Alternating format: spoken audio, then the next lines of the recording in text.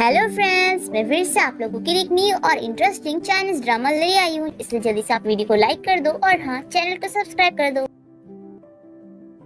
Drama की starting हमारी इस कहानी के हीरो ये चिंग के साथ होती है, जो अपनी वाइफ जिया को हॉस्पिटल लाया होता है, जिसे किसी ने चाकू मार के घायल कर दिया था। सर्जरी के बाद डॉक्टर ये चिंग को बताते हैं कि वो उसकी वाइफ जिया को नहीं बचा पाए। तभी नर्स ये चिंग को उसका बेबी ला के देती है और कहती है कि बस बेबी की जान बच पाई है।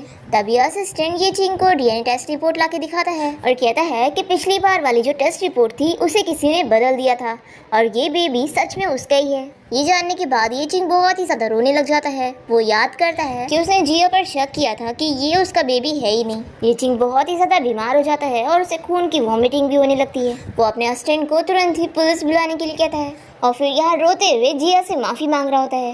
तभी इतने में यहाँ पर चैन आ जाता है और वो ये चिंग को चिल्लाता है कि अब तुम रोने की एक्टिंग क्या कर रहे हो। पहले तुमने जिया पर कभी बिलीव नहीं किया और तुम्हारी वजह से वो मर गई है, और आज मैं तुम्हें ये भी बताता हूँ कि तुम्हारी जान जिसने बचाई थी वो कोई और नहीं बल्कि जिया ही थी। ये चिंग को याद आने लगता है कि जब वो छोड़ रहा था तब उसकी जान जिया ने ही बचाई थी। ये सब चीज़ों के बारे में सोचते ही ये बेहोश हो जाता है। फिर इसी के साथ ही 6 साल बीत जाते हैं और ये चिंग बहुत ही बीमार होता है, पर क्योंकि आज उसकी कंपनी की 10th एनिवर्सरी थी इसलिए वो कंपनी जाने के लिए निकल रहा होता है। असिस्टेंट उसे कहता भी है कि उसकी बॉडी बहुत ही वीक है तो उसे नहीं जाना चाहिए, पर ये चिंग नहीं मानता। वो कहता है कि आज मेरा जाना ज़रूरी है।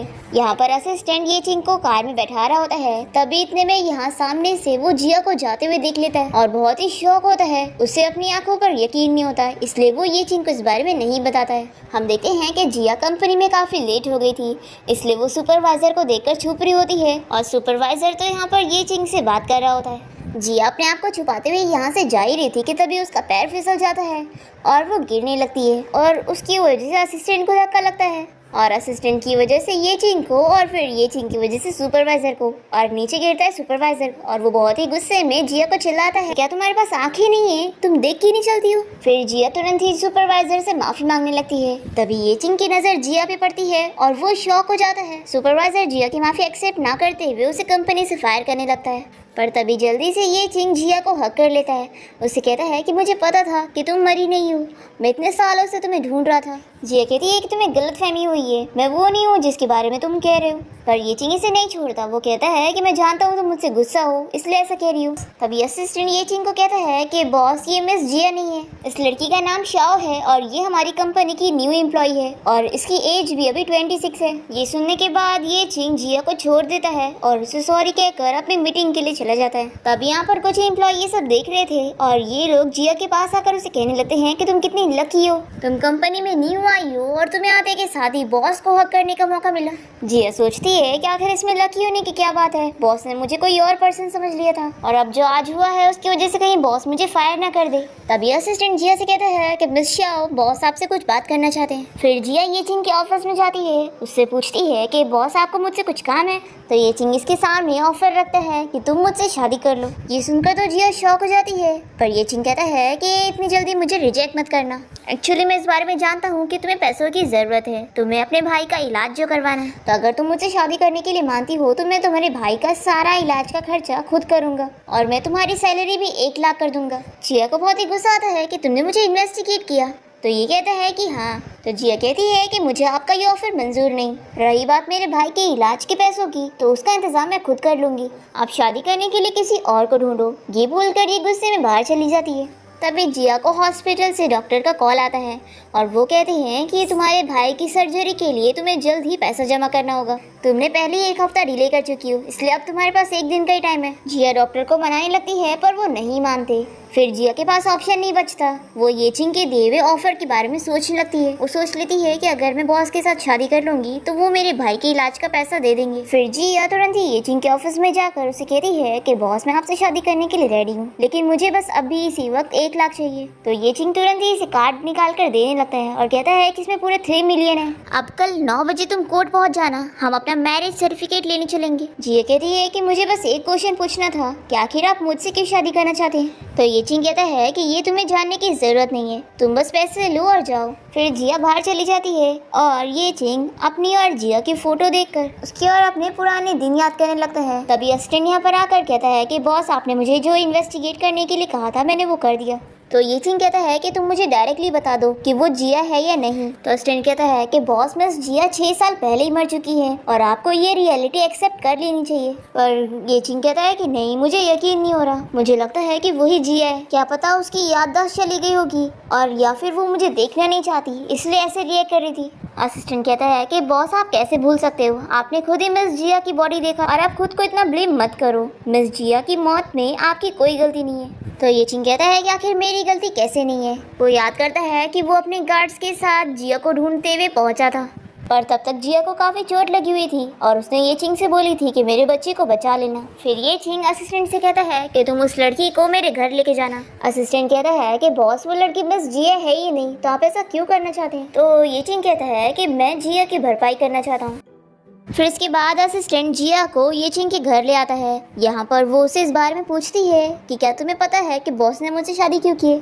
तो असिस्टेंट कहता है कि मुझे बॉस की पर्सनल चीज़ों के बारे में नहीं पता और फिर वो इसे घर दिखाते हुए उसका रूम बता देता है। असिस्टेंट के यहाँ से जाते ही जिया इस बारे में सोचती है कि मैं इस घर में पहली बार आई हूँ, लेकिन ऐसा लग रहा है जैसे मैं पहले भी यहाँ पर आ चुकी हूँ। जिया यहाँ पर एक रूम का दरवाजा खोलने लगती है, तभी ये चिंग यहाँ पर आकर इसे चिल्लाता है और कहता है कि दोबारा उस रूम में जाने की कोशिश भी मत करना। जिया इसे सॉरी कहती है और फिर वो अपना बैग लेकर अपने रूम में चली जाती है।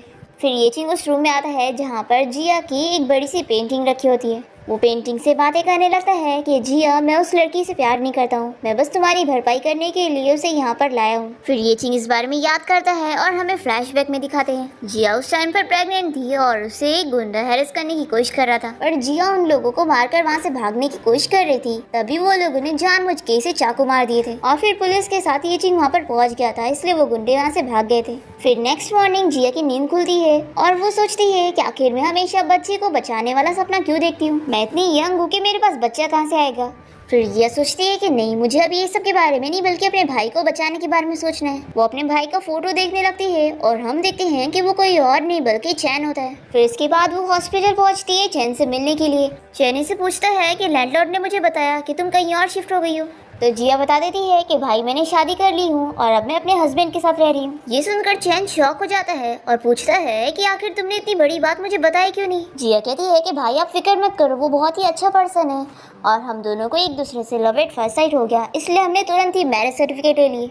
चैन से पूछता है कि तुम्हारे हस्बैंड का नाम क्या है। जिया इसे बताने जा रही होती है कि तभी इसे लैंडलॉर्ड का कॉल आ जाता है। फिर जिया चैन से कहती है कि भाई मुझे लैंडलॉर्ड ने बुलाया है, कुछ डॉक्यूमेंट्स वहाँ पे रह गए हैं जो मुझे लेने पड़ेंगे। चैन कहता है कि अभी तो तुमने मुझे अपने हस्बैंड के बारे में कुछ बताई भी नहीं हो। तो ये कहती है कि आप फिक्र मत करो, मैं वापस आने के बाद आपको बताती हूँ। फिर जिया यहाँ से जाने लगती है और ये चिंग का असिस्टेंट इसे देख लेता है और वो सोचता है कि क्या मिस शाओ का भाई इसी हॉस्पिटल में है। तभी ये चिंग और असिस्टेंट यहाँ पर चैन को देख लेते हैं और ये लोग सोचते हैं कि वो तो अब्रॉड में ट्रीटमेंट के लिए गया था, तो आखिर वो वापस कब आया। ये चिंग चैन को पकड़ के इस बारे में पूछने लगता है कि तुम वापस कब आए और क्या जिया ठीक है और वो तुम्हारे साथ है। तो चैन से चिल्लाकर कहता है कि वो 6 साल पहले ही मर गई थी और तुम्हारी वजह से मरी थी और मुझे तुम जैसे खूनी से कोई बात नहीं करनी है। ये बोलते हुए चैन यहाँ से जाने लगता है। तो ये चिंग से पूछता है कि फिर शाओ कौन है। वो लड़की सेम शाओ की तरह दिखती है और अब ये मत कहना कि वो और जिया अलग अलग है। तो चैन कहता है कि मुझे नहीं पता कि तुम किस बारे में बात कर रहे हो। तभी इतने में यहाँ पर जिया आ जाती है और वो इन दोनों को बातें करते हुए देखकर पूछती है कि क्या तुम लोग एक दूसरे को पहले से जानते हो। तो असिस्टेंट शाओ से पूछता है कि क्या मिस्टर चैन आपके भाई है। तो जिया हाँ कहती है और वो चैन से अपना फोन मांग रही होती है। फिर जिया को फिर से लैंडलॉर्ड का कॉल आ जाता है और वह यहाँ से जाने लगती है। तभी ये चिंग उसका हाथ पकड़ के रोक लेता है। तो चैन कहता है कि इसे जाने दो, इसे इस बारे में कुछ नहीं पता, तुम्हें जो भी जानना है मुझसे पूछो। फिर जिया यहाँ से चली जाती है और ये चिंग चैन से इस बारे में पूछता है कि तुम मुझे सच बताओ कि वही जिया है ना। तो चैन कहता है कि वो शाओ है, मेरी सगी बहन, और अगर तुम्हें बिलीव नहीं हो रहा तो जाओ इस बारे में चेक कर लो। तो ये चिंग कहता है कि क्या तुमने मुझे फूल समझा हुआ है, आखिर तुम्हारी बहन जिया की तरह कैसे दिख सकती है। तो चैन कहता है कि आखिर मैं तुमसे कितनी बार बताऊं कि जिया मर चुकी है और मुझे जो बताना था वो मैं तुम्हें बता चुका हूँ। ये बोलकर चैन भी यहाँ से चला जाता है और फिर चैन अपने रूम में आकर जिया की फोटो देखते हुए सोचता है कि जिया मैं तुम्हें वापस वही गलती दोहराने नहीं दूंगा। और फिर चैन अपने फ्रेंड को कॉल करके उसे कुछ काम देता है। दूसरी तरफ ये चिंग कार में होता है और अपने असिस्टेंट को ऑर्डर देता है कि तुम चैन के बारे में सारी डिटेल पता करो जब वो अब्रॉड में था, और मुझे वो लड़की शाओ के बारे में भी सारी डिटेल चाहिए। फिर रात में हम देखते हैं कि जिया ये चिंग से इस बारे में पूछती है कि तुम मेरे भाई को कैसे जानते हो, जो तुम आज मेरे भाई से स्पेशली मिलने के लिए हॉस्पिटल गए थे। ये चिंग कहता है कि नहीं, मैं उससे मिलने नहीं गया था, बस वहीं से गुजर रहा था। और वैसे तुम्हारे भाई को क्या बीमारी है? तो जिया इसे इस बारे में बताने लगती है और कहती है कि मेरे भाई को 6 साल पहले ये बीमारी हुई थी। तभी ये चिंग को असिस्टेंट की कॉल आ जाती है और वो कॉल पे बात करने के लिए अपने रूम में आता है। असिस्टेंट से बताता है कि 6 साल पहले चैन का अब्रॉड में किडनी ट्रांसप्लांट हुआ था और आज ही उसने हॉस्पिटल में किसी को अब्रॉड में कॉल किया। और आपने जो मिस शॉ के बारे में पता करने के लिए कहा था वो कुछ पता नहीं चल रहा है, क्योंकि कोई जानबूझ के उनकी इन्फॉर्मेशन को छुपाने की कोशिश कर रहा है। तो ये चिंग कहता है कि एक काम करो, सबसे पहले तो तुम शाओ और चैन का बाल लेकर उनका डीएनए टेस्ट करवाओ और पता करो कि दोनों सिबलिंग्स है भी या नहीं। नेक्स्ट सीन में हम देखते हैं कि चैन का फ्रेंड उसे कॉल करके इस बारे में बताता है कि कोई उसकी इन्फॉर्मेशन जानने की कोशिश कर रहा है, लेकिन इससे सारे मेडिकल रिकॉर्ड छुपा दिया। लेकिन क्या तुम सच में नहीं चाहते कि ये चिंग को इस बारे में पता लगे? तुमने जिया को भी इस बारे में कुछ नहीं बताया, इसलिए उसने फिर से वही गलती कर बैठी है।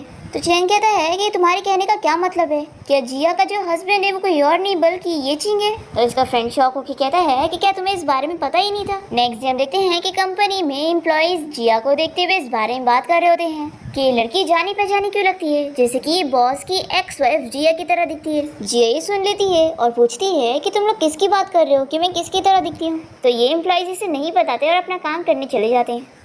फिर जिया इस बारे में सोच ही रही होती है कि तभी गलती से उसे एक ग्लास गिर जाता है और फिर वो ग्लास के टुकड़ों को उठाने लगती है। तभी इतने में यहाँ पर ये चिंग आ जाता है और वो देख लेता है कि जिया के हाथ में चोट लग गई है, इसलिए वो उसे अपने ऑफिस में लाकर उसके हाथ पर मेडिसिन लगा रहा होता है। तभी जिया फिर से सोचती है कि क्या वो सच में बॉस की एक्स वाइफ जिया की तरह दिखती है। फिर वो तुरंत यहाँ से जाने लगती है। तो ये चिंग से कहता है कि आज रात तुम मेरे साथ बर्थडे डिनर के लिए चलोगी और मेरे बेडरूम में ड्रेस रखा हुआ है, तुम जाके ले लेना। फिर जिया के यहाँ से जाने के बाद ये चिंग अपने असिस्टेंट को जिया का ब्लड दे देता है और उसे ऑर्डर देता है कि जाओ इस ब्लड का टेस्ट करवा के पता करो कि क्या चैन और शाओ सच में सिबलिंग्स है या नहीं। फिर इसके बाद जिया जब ये चिंग के रूम में आती है तो उसे यहाँ पर एक रेड कलर की ड्रेस दिखती है। वो सोचती है कि ये ड्रेस उसने अपने सपने में देखी है। फिर ये इस ड्रेस को पहनने के बाद रेडी हो जाती है और बहुत ही खुश होती है। तभी इसे ये चिंग का कॉल आता है। वो पूछता है कि तुम रेडी हुई कि नहीं, मैं बाहर तुम्हारा वेट कर रहा हूँ। जिया यहाँ से जाने लगती है और हम देखते हैं कि वो ड्रेस एक बॉक्स में रखी होती है और जिया ने कोई और ही ड्रेस पहन ली थी। जैसे ही जिया यहाँ बाहर निकलती है तो ये चिंग इसे देखकर शॉक हो जाता है और वो अपनी वाइफ जिया को याद करने लगता है और फिर होश में आते ही वो इसे चिल्लाता है और कहता है कि मैंने तुम्हें ये ड्रेस पहनने के लिए नहीं कहा था, तुम्हारी ड्रेस बॉक्स में रखी हुई थी। फिर जिया इसे सॉरी कहकर जाकर दूसरी वाली ड्रेस चेंज करके आती है। फिर इसके बाद ये लोग पार्टी में पहुंचते हैं और यहाँ पर एक लड़की जिया को देखकर सोचती है कि यानी वो मरी नहीं थी और उसने बस उसके सिस्टर याओ को अब्रॉड भेजने के लिए मरने की एक्टिंग करी थी। वो गुस्से में उसके ऊपर अपनी वाइन फेंक देती है और कहती है कि तुम तो मर गई थी ना। तो जिया इसे चिल्लाती है कि तुम हो कौन और मैं तुम्हें नहीं जानती हूँ। तभी इतने में यहाँ पर ये चिंग आ जाता है और वो लीची को चिल्लाकर शाओ से माफ़ी मांगने के लिए कहता है, पर ये नहीं मानती और कहती है कि इसकी वजह से मेरी सिस्टर को अब्रॉड जाना पड़ा। ये सब बोलते हुए वो गुस्से में चली जाती है। फिर ये चिंग जिया से पूछता है कि वो ठीक है कि नहीं। तभी इसे असिस्टेंट की कॉल आ जाती है और वो इसे बताता है कि मिस जिया के बारे में पता लगा कि एक्चुअली में चैन ने जिया की बॉडी को अब्रॉड लेकर चला गया था। ये जानने के बाद ये चिंग को बहुत ही गुस्सा आता है कि चैन ने इससे अब तक झूठ बोला है। वो कॉल पे बात करने के बाद जब बाहर आता है तो देखता है कि जिया यहाँ पर है ही नहीं। चिवी से कहती है कि जिया को अभी किसी का कॉल आया था और वो जल्दी में चली गई। ये चिंग इसे वार्न करता है कि आज जो तुमने किया, अगर तुमने अगली बार भी ऐसा की तो तुम्हारे साथ अच्छा नहीं होगा। दूसरी तरफ जिया चैन से मिलने हॉस्पिटल गई होती है। चैन इसे चिल्लाता है कि तुमने मुझे इस बारे में बताई क्यों नहीं थी कि तुमने उस ये चिंग से शादी करी हो। देखो वो कोई अच्छा पर्सन नहीं है, उसे अभी इसी वक्त डिवोर्स दे दो। क्या तुम्हें पता है उसका एक बेटा भी है? क्या तुम उसकी स्टेप मदर बनना चाहती हो? तो जिया पूछती है कि भाई पहले आपने कहा था कि आप उस ये चिंग को जानते नहीं हो, तो आपको कैसे पता कि उसका एक बेटा भी है? मुझे अब सच जानना है कि आप मुझसे क्या छुपा रहे हो। तो चैन इसे जिया के बारे में ही बताने लगता है कि एक लड़की थी जो कि ये चिंग को बहुत ही पसंद करती थी, इतना कि उसने उसके लिए अपना ब्लड भी किसी और को दे दी और ये चिंग की वजह से वो मर गई। लेकिन देखो उसको बिल्कुल भी फर्क नहीं पड़ा। वो आज भी अपनी दुनिया में इतना खुश है कि उसने अब उसके बच्चे को भी छोड़ दिया और वो ये भी एक्सेप्ट करने के लिए तैयार नहीं है कि उसी ने उस लड़की को मारा है। ऐसा बंदा जिसने अपनी वाइफ और अपने बच्चे को छोड़ दिया, तुम्हें ऐसे पर्सन से शादी नहीं करनी चाहिए थी, इसलिए अभी इसी वक्त जाके उसे डिवोर्स लो। पर जिया सोचती है कि अगर वो उससे डिवोर्स ले लेगी तो वो उसके भाई का इलाज कैसे करवाएगी। वो चैन से कहती है कि भाई आप रेस्ट करो, मैं इस बारे में सोचूंगी। फिर इसके बाद जब जिया घर पहुंचती है तो देखती है कि ये चिंग इसका ही वेट कर रहा होता है। वो इससे पूछता है कि तुम कहाँ पर थी और तुम्हारा फोन भी नहीं लग रहा था। तो जिया बताती है कि मैं हॉस्पिटल गई हुई थी और फोन की बैटरी डेड है। तो ये चिंग कहता है कि नेक्स्ट टाइम मुझे बता के जाना। तभी जिया से पूछने लगती है कि तुमने मुझसे शादी इसलिए की है ना क्योंकि मैं तुम्हारी एक्स वाइफ जिया की तरह दिखती हूँ और तुम्हारे पास एक बेटा भी है। तो ये चिंग कहता है कि इससे तुम्हारा कोई लेना देना नहीं है, तुम बस पैसे लो और अपना काम करो। तो जिया भी से चिल्लाती है कि आखिर मेरा इससे लेना देना क्यों नहीं है, तुमने मेरे साथ मैरिज फ्रॉड किया है। तो ये चीज से बता देता है कि हाँ तुम जिया की तरह दिखती हो, इसलिए मैंने तुमसे शादी किया है, और वैसे भी मेरे बेटे को भी एक मॉम की जरूरत थी, और तुम बस मेरी वाइफ की डुप्लीकेट हो, इसलिए तुम्हारे पास कोई हक नहीं है उसके साथ कंपैरिजन करने का। जिया इसे चिल्लाती है कि वो इसकी ऐसे बेइज्जती नहीं कर सकता है, और वो कहती है कि मैं तुमसे डिवोर्स लेना चाहती हूँ, और जो भी 3 मिलियन तुमने मुझे दिए हैं वो मैं सारे वापस कर दूंगी।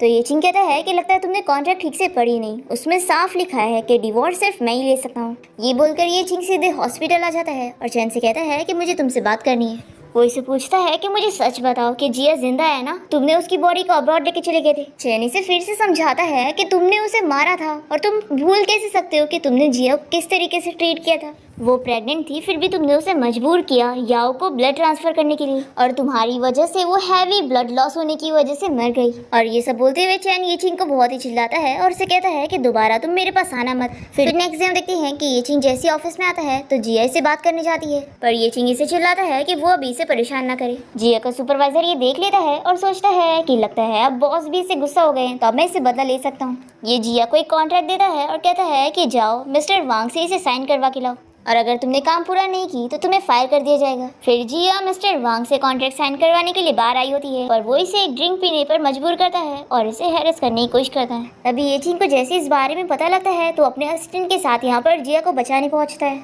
और वो मिस्टर वांग की खूब धुलाई करने लगता है। तो असिस्टेंट कहता है कि बॉस आप इसे मुझे हैंडल करने दे दो और आप अपनी वाइफ को घर लेके जाओ। फिर ये चिंग जिया को घर लेकर आ जाता है, और यहाँ पर वो अभी भी डर रही होती है। तो ये चिंग कहता है कि डरो मत, ये मैं हूँ। तो जिया से कहती है कि थैंक यू मुझे बचाने के लिए। ये चिंग कहता है कि हम कपल हैं और ये तो मेरी जिम्मेदारी है। फिर ये चिंग यहाँ से जाने के बाद जिया सोचती है कि वो इतना भी बुरा नहीं है। फिर नेक्स्ट सीन में ये चिंग अपने ऑफिस में होता है, और यहाँ पर असिस्टेंट उसे डीएनए टेस्ट रिपोर्ट का रिजल्ट बताता है कि मिस शाओ और चैन सच में सिबलिंग्स है। ये जानकर ये चिंग बहुत ही शॉक होता है और असिस्टेंट से कहता है कि ये डीएनए टेस्ट रिपोर्ट एकदम सही है। फिर ये चिंग याद करता है कि चैन ने भी इसे कितनी बार बोला है कि जिया मर चुकी है। फिर ये चिंग भी इस बात पर बिलीव कर लेता है कि यानी जिया सच में मर चुकी है, और वो बहुत ही ज्यादा रोने लगता है। फिर नेक्स्ट सीन में हम देखते हैं कि ये चिंग का असिस्टेंट उसे लेकर घर आता है और जिया को बताता है कि कंपनी में कुछ प्रॉब्लम आ गई थी, जिसकी वजह से बॉस बहुत ही अपसेट थे और उन्होंने बहुत ही ड्रिंक कर लिए। फिर असिस्टेंट ये चिंग को उसके रूम में लेटा देता है और वो कहता है कि मिस शाओ अब आप ही बॉस का ख्याल रखना। ये बोलकर वो चला जाता है। अब ये चिंग इतना ड्रंक होता है कि वो जिया को पकड़ के उसे जाने नहीं देता, और वो उसे कहता है कि तुम मुझे छोड़कर कहीं मत जाना। ऐसा बोलते हुए उसे फोर्सली किस करने लगता है।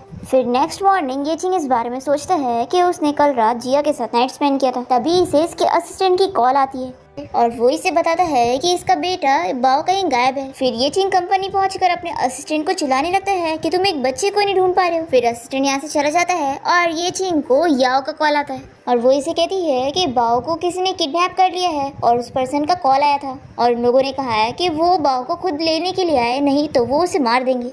तभी असिस्टेंट यहाँ पर आकर ये चिंग को उस किडनैपर का लोकेशन बताता है, जो कि कोई अब्रॉड का लोकेशन बता रहा है। फिर ये चिंग हॉस्पिटल आकर चैन को चिल्लाने लगता है कि तुमने मेरे बेटे को कहाँ पर छुपाया हुआ है। जी ऐसे कहती है कि मेरा भाई ऐसा कुछ नहीं कर सकता है, पर ये चिंग इसके लिए मान ही नहीं रहा होता है। तभी असिस्टेंट यहाँ पर आकर बताता है कि चैन वो किडनैपर नहीं है, क्योंकि बहुत सारे फेक लोकेशन आ रहे हैं, किसी ने हैकिंग करके हमें फूल बनाया है। जिया ये सुन लेती है और ये चिंग को चिल्लाती है कि तुम्हें मेरे भाई के ऊपर ऐसे इल्जाम नहीं लगाना चाहिए था, इसलिए अभी इसी वक्त मेरे भाई से माफ़ी मांगो। और चैन कहता है कि मुझे इसकी माफ़ी नहीं चाहिए, तुम बस यहाँ से बाहर जाओ। और चैन की तबीयत खराब होने लगती है तो जिया ये चिंग से कहती है कि क्या तुम मेरे भाई को मारना चाहते हो। फिर ये चिंग का असिस्टेंट जल्दी से उसे लेकर बाहर चला जाता है, और फिर चैन की सर्जरी चल रही होती है और जिया बाहर उसका वेट करती है। फिर डॉक्टर आके बताता है कि चैन की कंडीशन बिल्कुल भी ठीक नहीं है। ये सुनते के साथ ही जिया यहाँ पर बेहोश हो जाती है और ये चिंग इसे देख लेता है। फिर नेक्स्ट सीन में जब जिया को होश आता है तो वो देखती है कि चैन उसके पास ही बैठा हुआ है। वो उसे कहती है कि भाई मैंने सपने में देखी कि आप मर गए, इसलिए मैं बहुत ही डर गई थी। तो चैन सोचता है कि डॉक्टर ने उसे बताया है कि उसके पास सिर्फ 1 ही साल का टाइम है, और वो जिया के सामने ऐसे एक्ट करता है कि देखो मैं बिल्कुल ठीक हूँ। फिर जिया इसे बताती है कि वो अब ये चिंग के साथ डिवोर्स फाइल करने के लिए रेडी है। तभी चैन को उसके फ्रेंड की कॉल आ जाती है और वो बाहर बात करने के लिए आता है। इसका फ्रेंड इसे इसकी हेल्थ के बारे में पूछ रहा होता है तो चैन कहता है कि मैं बिल्कुल ठीक हूँ। तो इसका फ्रेंड कहता है कि मुझसे झूठ मत बोलना, मैं जानता हूँ कि तुमने जिया की जान बचाने के लिए उसे अपनी किडनी ट्रांसप्लांट कर दिए थे, और उसके लिए तुमने अपनी सारी प्रॉपर्टीज भी बेच दिए और एकदम गरीब हो चुके हो। इसलिए तुम्हारा अच्छा फ्रेंड होने के नाते मैं तुम्हें कुछ पैसे देने के लिए तैयार हूँ, तुम बस अच्छे से अपना ट्रीटमेंट करवाओ। चैन अपने फ्रेंड से पूछता है कि जीजी कैसी है, तो ये बताता है कि अभी उसकी कंडीशन ठीक है और वैसे वो जिया और येचिंग की बेटी है। तो आखिर तुम येचिंग को एक दोबारा चांस क्यों नहीं दे देते? तो चैन कहता है कि बिल्कुल भी नहीं, मैं जिया को वापस से येचिंग के पास नहीं भेजूंगा। तभी जिया यहाँ पर आकर इसे कहती है कि भाई आपको चेकअप के लिए चलना होगा। तभी चैन इसे कहता है कि अब तुम भी घर जाकर अपनी पैकिंग कर लो, क्योंकि अब तुमने येचिंग को डिवोर्स देने का सोच लियो और मैंने तुम्हारे लिए एक रेंट वाला घर भी अरेंज कर दिया हूँ। फिर जिया येचिंग के घर आकर अपना सारा लगेज पैक करती है और तभी कोई डोरबेल बजाता है। जिया दरवाजा खोलती है तो सामने याओ होती है। वो इसे बताती है कि मैं येचिंग की फियांसी हूँ। ये जिया को नैनी बोलते हुए जल्दी से घर में आ जाती है और सोचती है कि मेरी सिस्टर ने मुझे एकदम सही बताई थी, ये लड़की तो पूरी सेम जिया की तरह दिखती है। फिर याओ जानबूझ के जिया को अलग अलग काम बताने लगती है। तो जिया भी सोचती है कि ये मुझे सच में सर्वेंट समझ रही है, लेकिन जाने दो, वैसे भी मुझे येचिंग से डिवोर्स लेना है तो मुझे फालतू की मुसीबत नहीं चाहिए। और फिर ये अपना लगेज लेकर बाहर निकल रही होती है कि तभी सामने से एक बच्चा आता है जो कि जिया और येचिंग का ही बेटा होता है और वो जिया को देखते के साथ ही उससे मम्मी कहने लगता है। तो याओ इसे समझाती है कि तुम इसे मम्मी क्यों कह रहे हो, ये हमारी नैनी है। तो बाहर होते हुए कहता है कि ये मेरी मम्मी है इसलिए मैं मम्मी ही बोलूंगा और मुझे कोई गलतफहमी नहीं हुई है, मैंने डैडी के फोन में मम्मी की फोटो देखा हूँ। जिया कहती है कि बच्चे तुम्हें सच में गलतफहमी हुई है, मैं तुम्हारी मम्मी नहीं हूँ। तभी घर में येचिंग आ जाता है और बाओ से बताने लगता है कि डैडी मम्मी मुझे पहचानने के लिए तैयार ही नहीं है। तो येचिंग को समझ आता है कि वो यहाँ पर जिया को अपनी मम्मी समझ रहा है। वो अपने असिस्टेंट से कहकर बाओ को रूम में ले जाने का कहता है और जिया का लगेज देखते हुए उसे पूछता है कि तुम क्या कर रही थी। तो ये कहती है कि मैं तुमसे डिवोर्स लेना चाहती हूँ। तो याओ कहती है कि अच्छा येचिंग ये तुम्हारी वाइफ है, मुझे लगा था कि ये तुम्हारी नैनी होगी। जिया कहती है कि एक्टिंग मत करो, मैं अच्छे से जानती हूँ कि तुमने मुझे पहले ही पहचान ली थी। और येचिंग से कहती है कि मैंने डिवोर्स एग्रीमेंट तुम्हारे रूम में रखी हूँ, इसे साइन कर देना फिर हम डिवोर्स फाइल करेंगे। तो येचिंग जिया को रोककर कहता है कि मैंने तुमसे पहले ही बोला था कि मैं इस डिवोर्स के लिए एग्री नहीं हूँ। तो जिया कहती है कि तुम्हारे मानने या ना मानने से मैं रुकने वाली नहीं हूँ। ये बोलकर ये यहाँ से चली जाती है। येचिंग उसके पीछे जाने को करता है तो याओ इसे रोकने लगती है और इसे कहती है कि वो जिया नहीं है तो आखिर तुम उसके पास क्यों जाना चाहते हो। येचिंग कहता है कि तुम मेरे मैटर से दूरी रहो और मेरे घर से भी निकलो। दूसरी तरफ जिया चैन के घर पहुंचती है और वो इसे पूछता है कि तुम्हें आने में देर कैसी हुई। तो जिया बताती है कि उसका बेटा और उसकी फियांसी अब्रॉड से वापस आए हुए थे और वो ऐसे मोमेंट पे भी मुझसे आर्ग्यूमेंट कर रहा था कि वो मुझे डिवोर्स नहीं देगा। फिर हम यहाँ बाव को देखते हैं जो कि असिस्टेंट से पूछ रहा होता है कि क्या मम्मी और डैडी दोनों ही मुझे पसंद नहीं करते। स्कूल में सभी बच्चे मुझे यही बोलते हैं कि डैडी ने मुझे इसीलिए छोड़ दिया क्योंकि वो मुझे पसंद नहीं करते। तो असिस्टेंट से बता देता है कि तुम्हारे डैड तुम्हारी केयर इसलिए नहीं कर पाए क्योंकि वो इतने सालों से बीमार थे और हर दूसरे या तीसरे दिन हॉस्पिटल में एडमिट रहते थे। तभी येचिंग जैसे यहाँ पर आता है तो बाव पूछने लगता है कि डैड क्या आप अभी भी बीमार हो। तो असिस्टेंट कहता है कि बॉस इसी ने मुझसे आपके बारे में पूछा तो मैंने सारा सच बता दिया। फिर बाव पूछता है कि डैडी क्या मम्मी भी बीमार है जो उन्होंने भी आज तक मेरी केयर नहीं की। तो येचिंग इसे सॉरी कहता है। तो बाव कहता है कि डैडी क्या मम्मी आपसे बहुत ही गुस्सा है इसलिए वो आपको छोड़कर चली गई। तो येचिंग इसके लिए हाँ कहता है। बाव कहता है कि मेरे फ्रेंड ने मुझे एक बार एक बुक दिया था जिसमें लिखा है कि उसके डैडी ने कैसे उसकी मम्मी को मना के वापस लाए थे। तो चलो डैडी ये बुक आप अपने पास रखो और इसमें से कुछ सीख लेना। फिर कंपनी में आने के बाद येचिंग इसी बुक को पढ़ रहा होता है। तभी अचानक से इसे जिया की आवाज आती है तो ये जल्दी से बुक को रखकर कोई कॉन्ट्रैक्ट उठा लेता है। तभी जिया ऑफिस में आकर इसे कहती है कि मिस्टर येचिंग आखिर आप मुझसे कब डिवोर्स लेने वाले हैं। येचिंग कहता है कि मैंने तुमसे पहले ही बोला था कि मैरिज मैटर पे मैं डिसाइड करूंगा और मेरा तुम्हें डिवोर्स देना इम्पॉसिबल है। तो जिया इसे चिल्लाती है कि आखिर हर चीज पे तुम क्यों डिसाइड करोगे और वैसे भी अब तुम्हारे फियांसी वापस आ गई है तो तुम मेरी बेइज्जती करना चाहते हो। तो येचिंग कहता है कि मैंने पहले भी बोला था और अभी भी बोल रहा हूँ कि मेरा उस याओ के साथ कोई रिलेशन नहीं है। तो जिया कहती है कि अच्छा तुम्हारा याओ के साथ कोई रिलेशन नहीं है, ये मैं कैसे बिलीव करूं। मैं लास्ट टाइम तुमसे पूछ रही हूँ कि तुम मुझे डिवोर्स कब दोगे। तो येचिंग भी फिर से कहता है कि मैंने भी बोला ना कि डिवोर्स इम्पॉसिबल है। तो जिया कहती है कि ठीक है फिर देखो अब मैं क्या करती हूँ। ये बोलकर ये जाने लगती है और पीछे मुड़कर देखती है कि वो अभी भी कॉन्ट्रैक्ट को पढ़ने की एक्टिंग कर रहा है। वो उसे कहती है कि तुम्हारा डॉक्यूमेंट उल्टा है, आखिर तुम क्या पढ़ रहे हो। और फिर ये अपनी लाई हुई कॉफी भी ले जाने लगती है और कहती है कि इसे मैं डॉग को दे दूंगी लेकिन तुम्हें नहीं। फिर असिस्टेंट यहाँ पर आकर येचिंग को बताता है कि उसके बेटे बाओ ने भूख हड़ताल चालू कर दिया है और उसने शर्त रखा है कि अगर आप मिस शाओ से उसे नहीं मिलवाओगे तो वो घर से भी भाग जाएगा। तो येचिंग कहता है कि वो कितना ज्यादा शरारती हो चुका है। फिर असिस्टेंट बताता है कि वैसे अभी आपको एक अर्जेंट मीटिंग के लिए भी चलना है। फिर इसके बाद येचिंग जैसे मीटिंग के लिए पहुंचता है तो वो देखता है कि यहाँ पर जिया ने अलग अलग स्नैक्स लेकर आई होती है उसे परेशान करने के लिए। असिस्टेंट इसे समझाता है कि बॉस आप मिस शाओ को अपने बेटे के लिए गुस्सा नहीं कर सकते। फिर ये मीटिंग स्टार्ट करता है पर जिया के खाने की आवाज़ इतनी तेज होती है कि वो उससे कहता है कि तुम मीटिंग रूम में ये नहीं खा सकती। तो जिया दूसरी चीज़ खाने लगती है तो ये कहता है कि तुम ये भी नहीं खा सकती।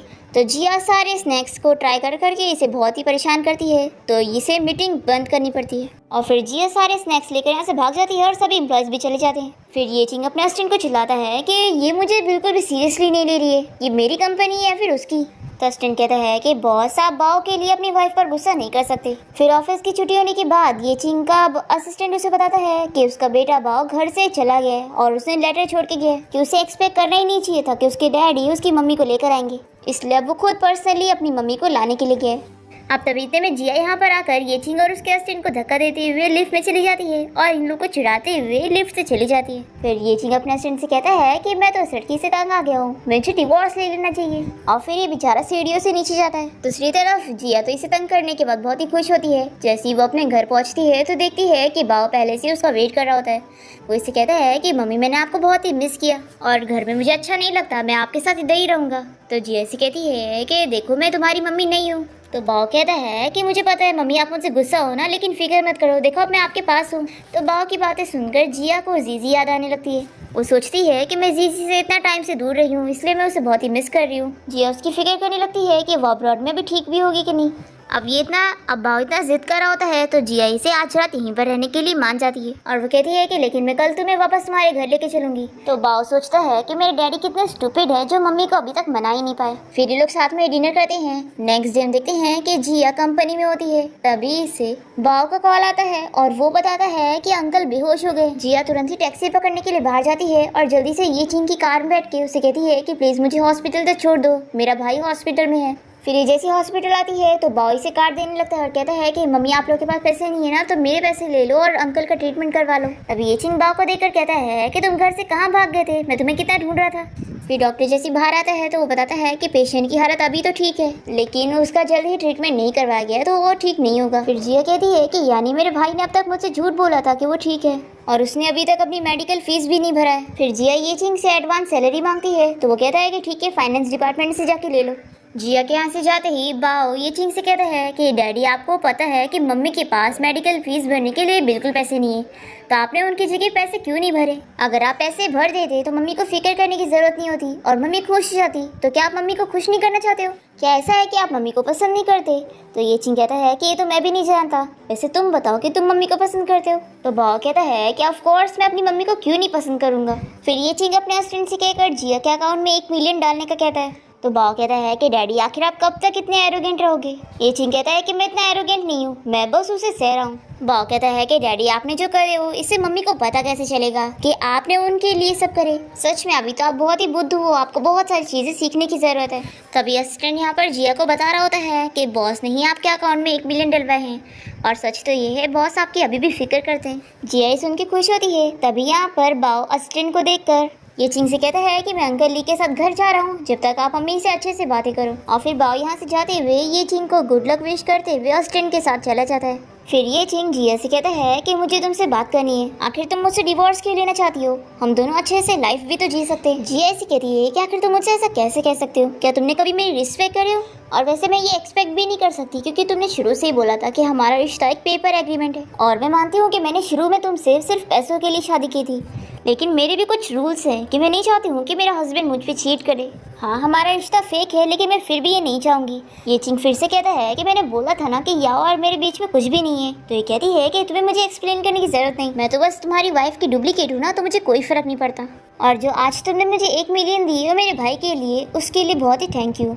मैं तुम्हें जल्दी ये पैसे वापस कर दूंगी। और हाँ हमारी मैरिज का डिवोर्स होके रहेगा क्योंकि मुझे किसी के डुप्लीकेट बन के नहीं रहना है। ये बोलकर जिया यहाँ से चली जाती है और ये चिंग इसे नहीं रोक पाता। फिर इसके बाद जब ये चिंग घर पहुँचता है तो बॉय से कहता है कि डैडी क्या आपने मम्मी को वापस नहीं लाए? तो ये चिंग कहता है कि तुम्हारी मम्मी ने मुझसे बोली कि वो मुझसे प्यार नहीं करती है, जबकि मीटिंग रूम में मैंने उसे सारे स्नैक्स खाने दिए थे।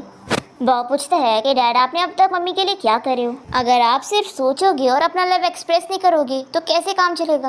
कहीं ऐसा तो नहीं कि डैडी आपको वो याओ आंटी पसंद है? मैं इस बात से बिल्कुल भी एग्री नहीं हूँ। अगर आपने उस बुरी आंटी से शादी की तो मैं फिर से घर छोड़कर भाग जाऊंगा। तो ये चिंग कहता है कि तुमने सोचा कैसे कि मैं उस बुरी आंटी को पसंद कर सकता हूँ? मैं तो बस इसी बारे में सोच रहा था कि मैं तुम्हारी मम्मी को कैसे मनाऊंगा।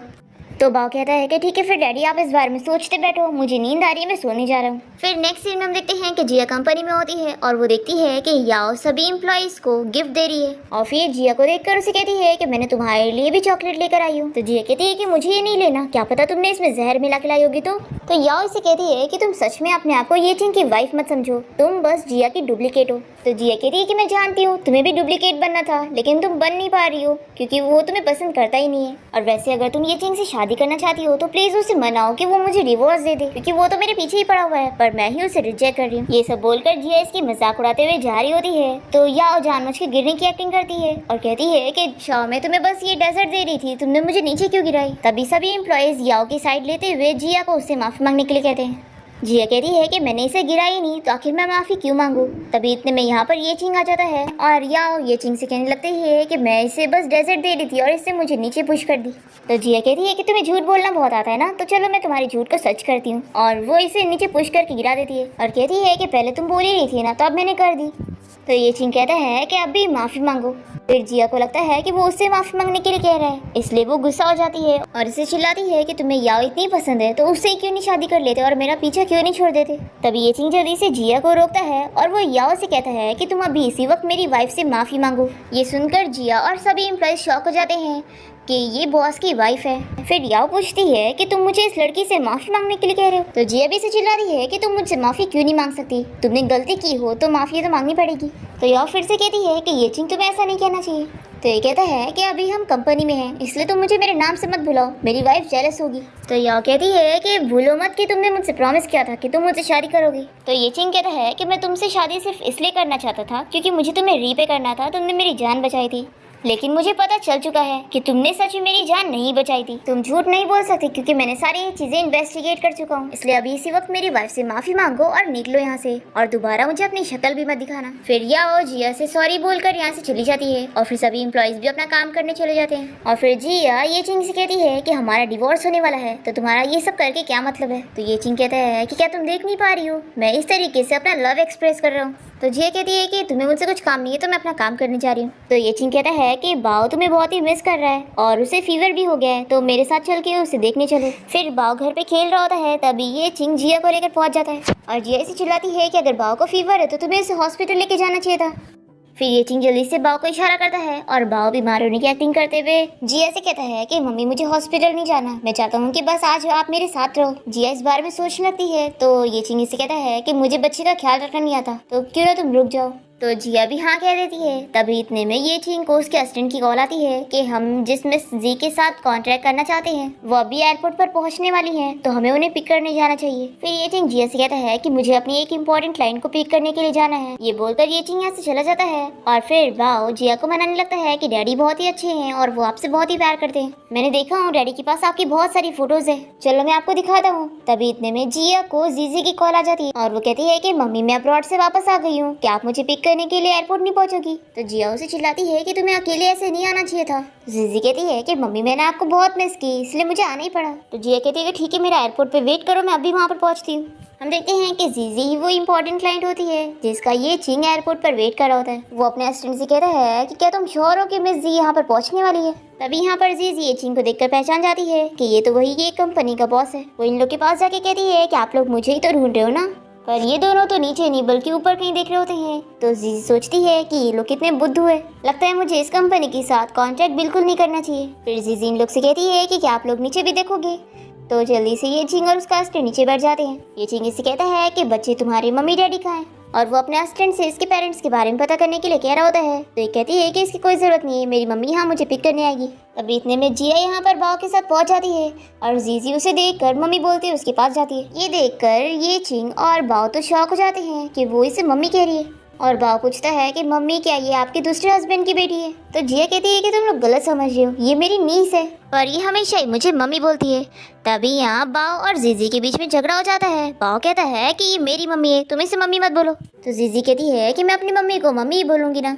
और फिर जीजी जिया से पूछती है कि डैडी कहाँ पर है। तो जिया सोचती है कि मुझे इस बारे में इसे नहीं बताना चाहिए कि चैन बीमार है, नहीं तो ये उसकी फिक्र करेगी। फिर जिया से कहती है कि चैन डैडी बिजनेस ट्रिप पर गए। तो जीजी पूछती है कि फिर अभी हम कहाँ जाने वाले। ये चिंग कहता है कि क्यों ना तुम दोनों बच्चों को मेरे साथ मेरे घर पे लेके चलो, ऐसे तुम दोनों बच्चों का ख्याल भी रख लोगी और दोनों अकेले भी नहीं रहेंगे। तो बाओ ये चिंग से गुस्सा हो जाता है कि डैडी आपने मुझे धोखा दिया है। तो ये चिंग उसके कान में कुछ समझाता है, जिसके बाद बाओ कहता है कि डैडी आप बोलना मत, मम्मी सिर्फ मेरी है। फिर जिया दोनों बच्चों को घर ले आती है और दोनों फिर से झगड़ा करने लगते हैं कि मम्मी का फेवरेट मैं हूँ। ये सब झगड़ा देखते हुए ये चिंग कहता है कि मुझे तो कंपनी में काम है तो मैं जा रहा हूँ। फिर ये चिंग यहाँ से चला जाता है और दोनों बच्चे झगड़ा कर ही रहे होते हैं। तो जिया इन दोनों को समझाती है कि चलो मैं तुम लोग के लिए अच्छे से कुछ कुकिंग करती हूँ। फिर दोनों को ही भूख लग रही थी तो दोनों मान जाते हैं। फिर इसके बाद जी अपना लैपटॉप में बैठकर काम कर रही होती है और वो अपने असिस्टेंट को मैसेज करती है कि तुमने अभी तक मेरे डैडी के बारे में कुछ पता नहीं किया। तभी जिया यहाँ पर आकर इसे पूछती है कि तुम हॉस्पिटल से भाग कर आई हो तो क्या हॉस्पिटल वाले ने तुम्हें जाने दिया। जीजी कहती है कि डॉक्टर ने कहा कि मेरी कंडीशन अब अंडर कंट्रोल है तो मैं आराम से घूम सकती हूँ। तो जिया कहती है कि आपसे मुझसे प्रॉमिस करो कि तुम ऐसे अकेले कहीं नहीं जाओगी। फिर दोनों ही बच्चे मिलकर जिया की हेल्प करते हैं और एक दूसरे से झगड़ा भी कर रहे होते हैं कि मम्मी की हेल्प मैं करूंगी। तभी यहाँ पर ये चिंग भी आ जाता है और कहता है कि लगता है मैं खाने की टाइम पर आया हूँ। फिर ये सभी साथ में डिनर कर ही रहे होते हैं कि तभी यहाँ पर याओ भी आ जाती है और इसे देखकर जिया खाने के बीच में जा रही होती है तो दोनों बच्चे भी उसके साथ जाने लगते हैं। ये चिंग याओ को चिल्लाता है कि ये तुम्हारा घर नहीं है, मेरा घर है। याओ इसे मनाने लगती है कि तुमने बस इस लड़की से इसलिए शादी की हो ना क्योंकि ये जिया की तरह दिखती है। ये चिंग इसे चिल्ला कर अपने घर से जाने के लिए कहता है और फिर याओ के यहाँ से जाते ही जीजी सोचने लगती है कि लगता है इन लोगों को पता ही नहीं कि मेरी मम्मी जिया है। तभी यहाँ पर बाओ जिया से कहने लगता है कि मम्मी आप हमेशा मेरे साथ रहोगी ना। तो जिया इसे फिर से क्लियर करती है कि मैं तुम्हारी मम्मी नहीं हूँ। तो ये जल्दी से इसे एक रूम में ले आता है और दिखाता है कि देखो यहाँ पर आपकी इतनी बड़ी पेंटिंग रखी है और कहता है कि अगर आप मेरी मम्मी नहीं हो तो आपकी इतनी बड़ी फोटो मेरे घर पे क्यों है। जीजी सोचती है कि लगता है ये अंकल ही मेरे डैडी है जिन्हें मैं ढूंढ रही हूँ। तभी ये चिंग दोनों बच्चों से कहता है कि मुझे मम्मी से अकेले में बात करनी है, तुम लोग बाहर जाओ। तभी जिया को अपनी और ये चिंग की पुरानी चीजें याद आने लगती है। वो इसे कहती है कि शायद मैं तुम्हें पहले भी कभी देख चुकी हूँ। और यहाँ हम देखते हैं कि जीजी बाओ को इस बारे में बता रही होती है कि एक्चुअली मम्मी की मेमोरी लॉस हो चुकी है और मम्मी को पता ही नहीं है कि मैं उनकी ही बेटी हूँ। वो तो मैंने डीएनए टेस्ट करवा के पता कर ली थी और तुम बहुत ही बुद्धू हो, हम दोनों के डैडी सेम है। तो बाओ कहता है कि लेकिन डैडी ने तो मुझे कहा था कि मैं उनका इकलौता बच्चा हूँ। जीजी कहती है कि कुछ तो गड़बड़ है, मुझे इस बारे में चैन डैडी से पूछना होगा, उन्हें सब कुछ पता है। फिर दोनों ही बच्चे चैन से मिलने के लिए हॉस्पिटल आ जाते हैं और जीजी कहती है कि आखिर चैन डैडी को क्या हुआ है। तभी जिया की आवाज सुनकर दोनों ही छुप जाते हैं और जिया सोते हुए चैन से बातें करने लगती है कि भाई मुझे लगता है कि मैं ये चिंग को पहले से ही जानती हूँ। अभी डॉक्टर यहाँ पर आके बताता है कि पेशेंट के होश में आने के चांसेस बहुत ही कम है। तो जिया बहुत ही फिक्र करने लगती है और कहती है कि डॉक्टर आपको मेरे भाई को ठीक करनी होगा। तभी जीजी और बाओ जल्दी से बाहर आ जाते हैं। जीजी कहती है कि डॉक्टर आपको कितने पैसे चाहिए आप बताओ, बस मेरे अंकल का ट्रीटमेंट करो। तभी ये चिंग यहाँ पर पहुंच जाता है और वो कहता है कि ये मैटर मुझ पे छोड़ दो। वो अपने असिस्टेंट से कहकर तुरंत ही एक डॉक्टर हायर करवाने के लिए कहता है ताकि जल्द से जल्द चैन की सर्जरी हो सके। तभी यहाँ हॉस्पिटल में याओ और उसकी सिस्टर भी आई होती है और याओ की सिस्टर जीजी को दिखाते हुए बताती है कि ये चैन की बेटी है और ये बहुत ही बीमार है और इसे बोन मैरो की जरूरत है। फिर याओ सोच लेती है कि वो जीजी का यूज करके शाओ से बदला लेगी। फिर इसके बाद जिया दोनों बच्चों के साथ मिलकर चैन के ऑपरेशन का वेट करती है और फिर डॉक्टर बताता है कि उसकी सर्जरी सक्सेसफुल हुई है।